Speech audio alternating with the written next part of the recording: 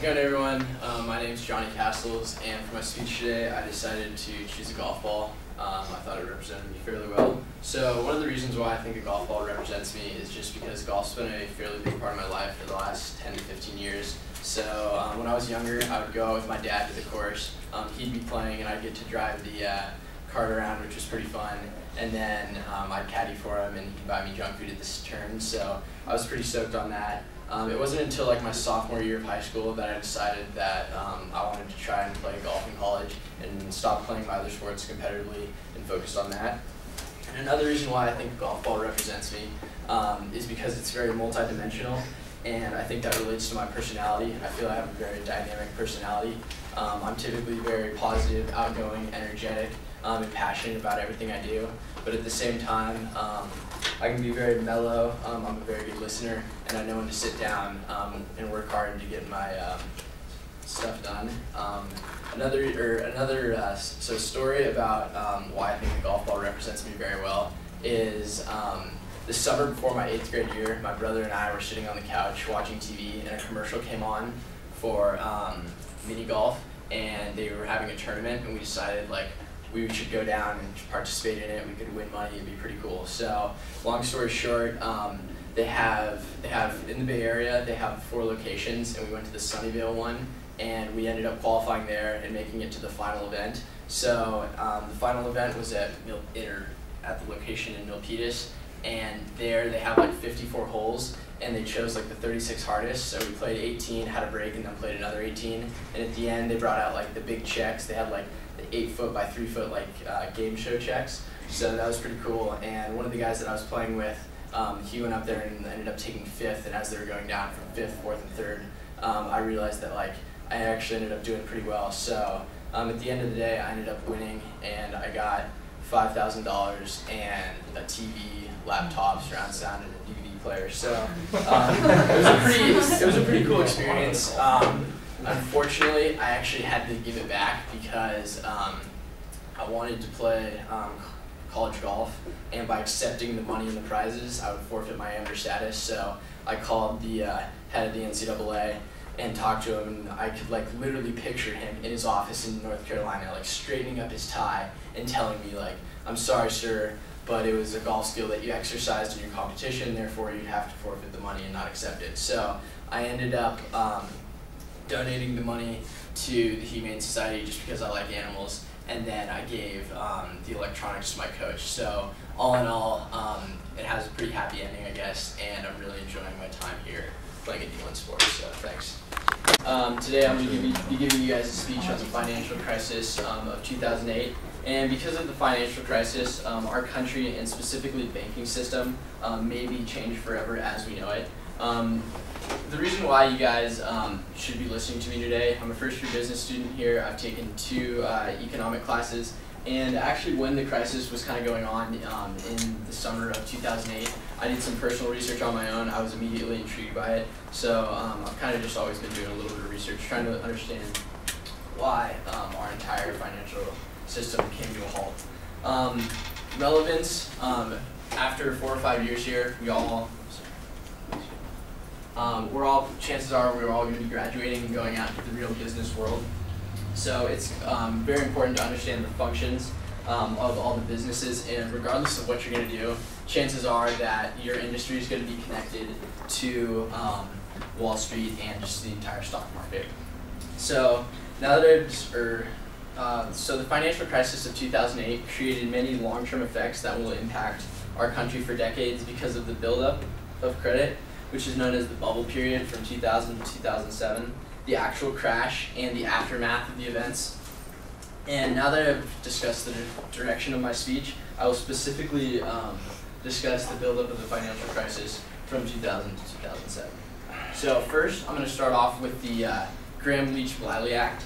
And what this did, according to the BBC News, it repealed the Depression-era barriers that were set up by separate banking, insurance, and securities departments. So it repealed the Glass-Steagall Act, and this was set up, like I said, after the Great Depression. And so now the barriers are removed between the commercial banks, the investment banks, the security firms, and the insurance companies as well. Some of you may be familiar with the oil tanker analogy. So in an oil tanker, you have compartments that separate the oil so that as you travel across the waters, it's not sloshing around, preventing the boat from capsizing. So now, with the deregulation of the banks, it's like removing the compartments, and this is potentially dangerous or risky because all the functions of all the industries are now connected in some way or another.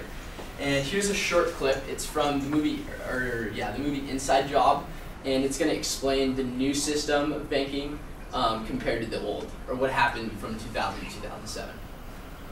Oh, is there no sound? Does it hook up? No. Just roll. Okay. So essentially, here I can kind of narrate as it goes. So you had in the old system, the home buyers would be directly related to the lenders. So the lenders were very cautious about who they were giving the loan out to, just so that because they were actually going to get their money back. But with the new system, the lenders would then give the loans off to the investment banks, and the investment banks would couple the home loans with student loans, car loans, known as CDOs, which are collateralized debt obligations. And then from there, the investment banks would then give those off to investors who were like speculating about investing in a specific CDO. And really the entire problem was because they were grouped together as CDOs, they were typically given like AAA ratings, which are really good. So a lot of people would spend like their retirement or life savings on investing in this just because they figured it was safe.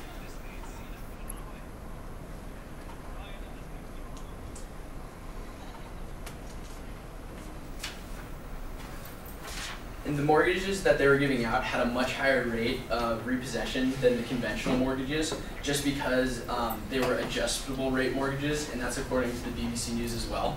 And what it means by the adjustable rate mortgages is in the beginning, you don't have to put a lot of money down and you have a low interest rate, but after 2 or 3 years, that initial low interest rate increases exponentially, and that's why a lot of the people would buy homes in 2004, 2005, by 2007, they were being foreclosed upon.